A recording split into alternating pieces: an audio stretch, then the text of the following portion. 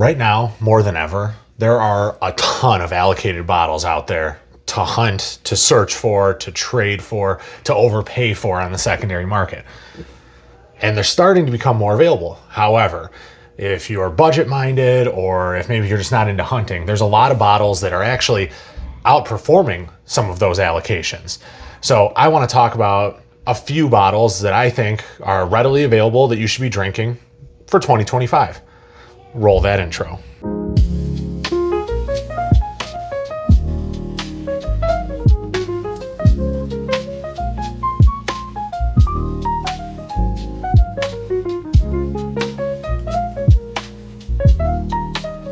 Welcome back, guys, to T-Rod Whiskey. Appreciate you swinging through the channel. I would appreciate you even more if you could, hit that subscribe button, leave a like down below, whatever, maybe a comment if you feel kind of froggy.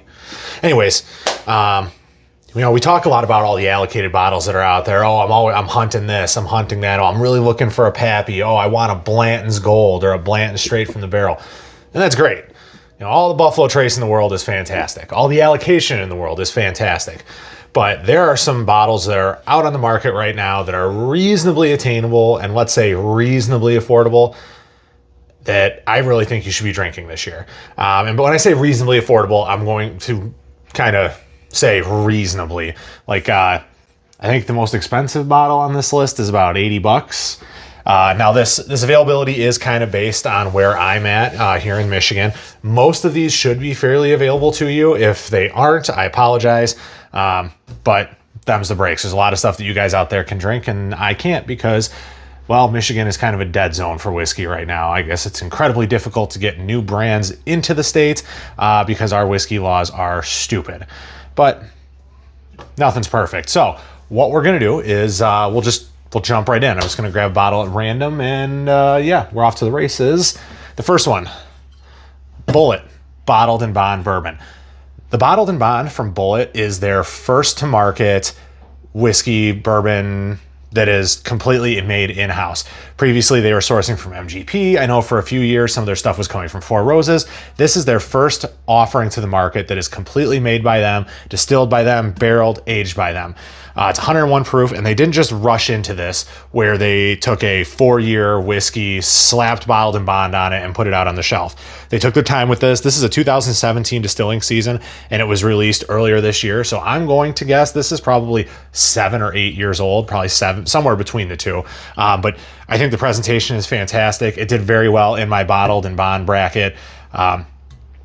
Should be sitting on most shelves, and I think it's like $50, $55.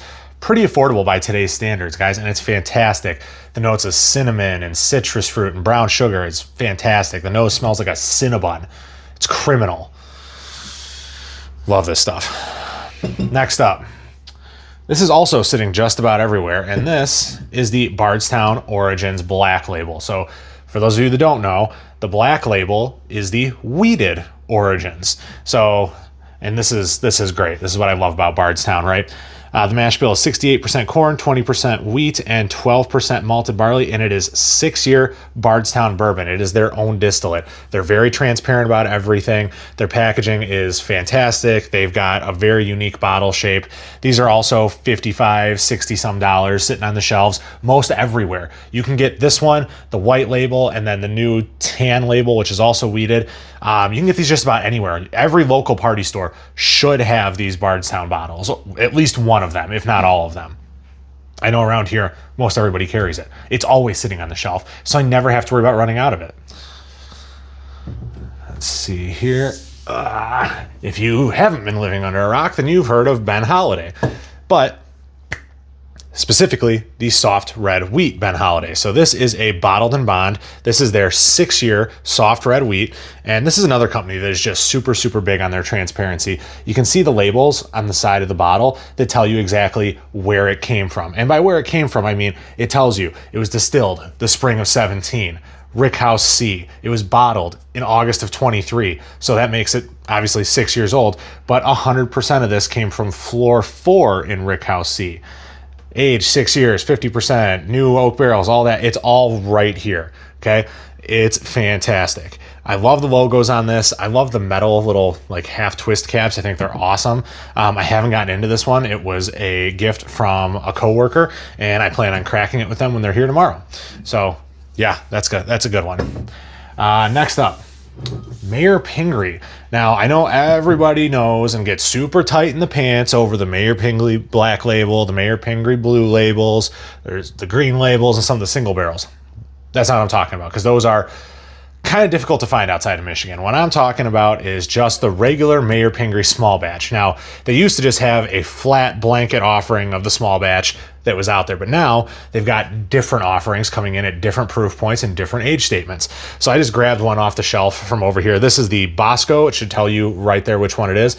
It has a 5-year age statement, and it's 94 proof. They've got the Alina, there's the Chachi, I think they just came out with the DeSoto, and they've got Rise, the Alpha, the Beta, and these are $50, $49.97 here in Michigan, and they're good. I would take one of these over an Elijah Craig small batch, or a Larceny small batch, or just about any other small batch, low to mid 90s proof bourbon on the market right now. I think they're doing some really, really special things at Valentine's, and I really enjoy the Mayor Pingree bottles that have been coming out lately.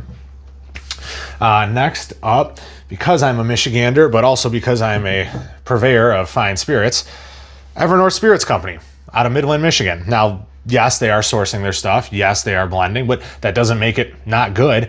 And it's becoming easier and easier to get this stuff, guys. I'm finding out people in Texas, people in California are finding ways to get a hold of it. Bourbon Outfitter is who they ship a lot of their releases through. And as long as you're a patron, you can get a hold of most of the Evernorth releases. I will tell you, not all of them make it to everybody. It is a source of contention with me, but regardless, it is a smaller but growing brand, and they're doing some really cool stuff. This is their this is one of their bourbon single barrel. Okay, so this is a single barrel, but this is a 9-year Sagamore bourbon, 68 corn, 27 rye, 5 malted barley. Super, super good. I think I got this at their release party like 6 months ago when I was in Midland. But yeah, Evernorth is doing great stuff. The Bourbon Junkies are constantly putting out new content on YouTube. If you don't know who they are, crawl out from under that rock you're living in and check them out, man. 2 more. The next one is Common Ritual, and they are a non-distilling producer. They're a blending house. They blend whiskeys. This one specifically is one of their double barrel finishes, straight bourbon whiskey, 116.6, aged 8 years. It tells you right on the front, this is their second release. It's a 4-grain made with maize, wheat, rye, and barley. And it even tells you the values of each particular release, which is something kind of unique to them. But the values on this one: heirloom grains, Korean natural farming, sustainably grown, and farm to glass distiller, sorry. And it'll tell you this one's a product of Missouri. So it will tell you on the back what states the blended whiskeys came from. Their Alter Bloom is really good. It's a blend of East Coast and West Coast American single malts with a Midwest rye whiskey, and it's very good. It's very unique. This one will probably be the hardest one on this list to come across. I don't know how wide cast their distribution is, but I mean, they're making some really good whiskey, guys, and it's definitely worth checking out. If you can get your hands on a bottle of this, definitely recommend it. I think this one's like $69.99 or right around $70. And the last one on our list, and if you've been paying attention for a little while, you should recognize this brand. This is Taconic Distilling. This is their bottled and bond bourbon. They come out of New York State, and they've just been making really, really good bourbon for a few years now. They have a cool, instantly recognizable logo. The dog on the front, I know there's a story. Forgive me, I don't remember what the dog is about. But if you see that dog, I think it's a Schnauzer.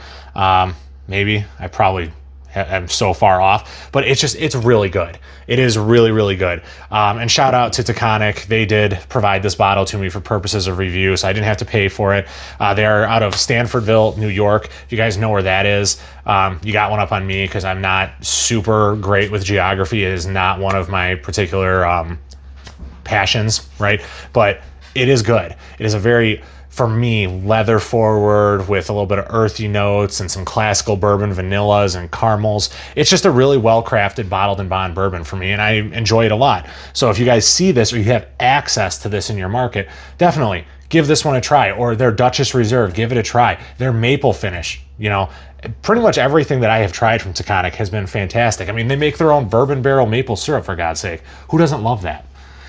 So that's it, guys. This is what I have to say. This is what I think you should be drinking. That's my opinion. Doesn't have to be yours. You don't have to agree with it. Whatever.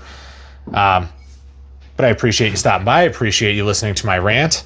And I will check you next time. Cheers.